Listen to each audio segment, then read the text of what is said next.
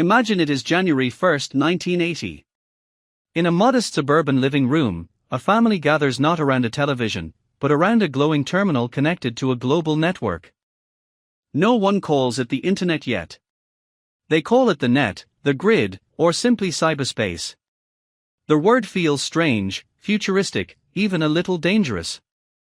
At first, it seems like a curiosity for hobbyists and universities.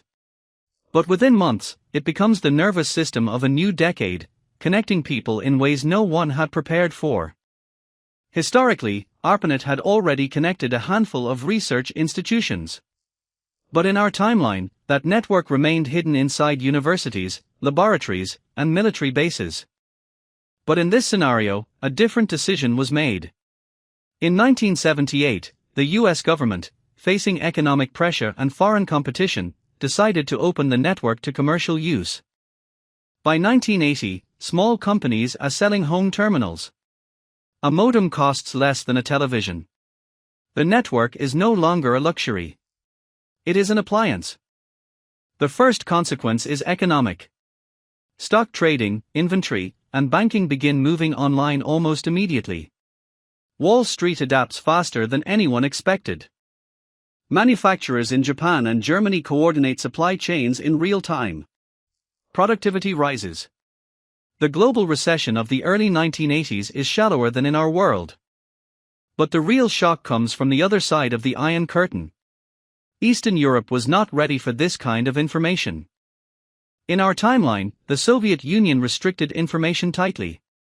Here, Eastern Bloc engineers and students begin smuggling in terminals and modems, one piece at a time. Unofficial networks appear in Poland, Czechoslovakia, and even Moscow. They are slow, unreliable, and dangerous to use. A single mistake could mean arrest. But ideas begin to spread faster than the authorities can stop them. Printed samizdat gave way to digital messages. By 1983, the Soviet leadership faces a dilemma: block all information, or build their own closed network. It is a decision that will shape the rest of the Cold War. They choose to build.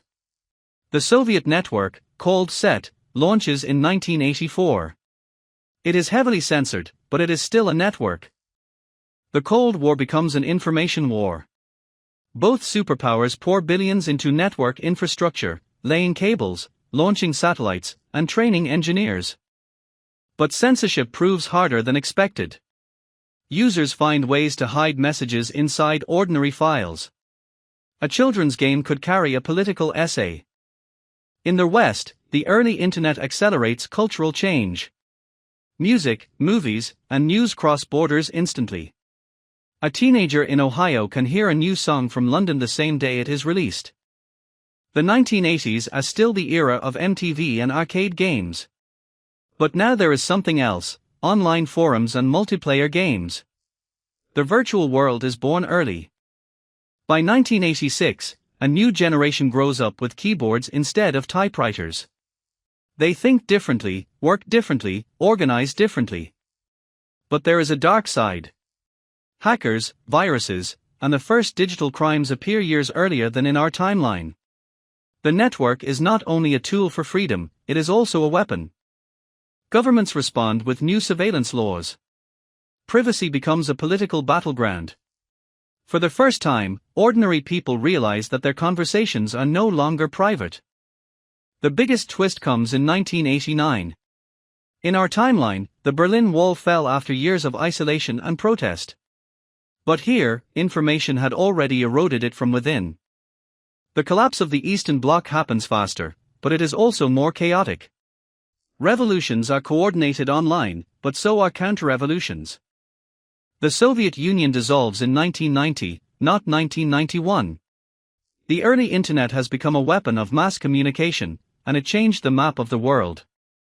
But the new world is not a utopia. Global markets are more connected, so a crash in Tokyo triggers panic in New York within hours. By 1995, a global network exists a decade earlier than in our timeline. But it is also more fragile. A single failure could cascade across continents. The question is no longer what if the internet existed in 1980. It is what it did to us. How did it change the way we trust, learn, and fear? In this alternate world, the 20th century ended not with the triumph of capitalism, but with a nervous, hyperconnected peace. Borders still exist, but information ignores them. Every invention has a price. The internet in 1980 gave us everything earlier: freedom, surveillance, wealth, inequality, connection, isolation. And in that world, as in ours, the real question was never about technology. It was about who controlled it. The internet arrived in 1980. The world never had a chance to prepare.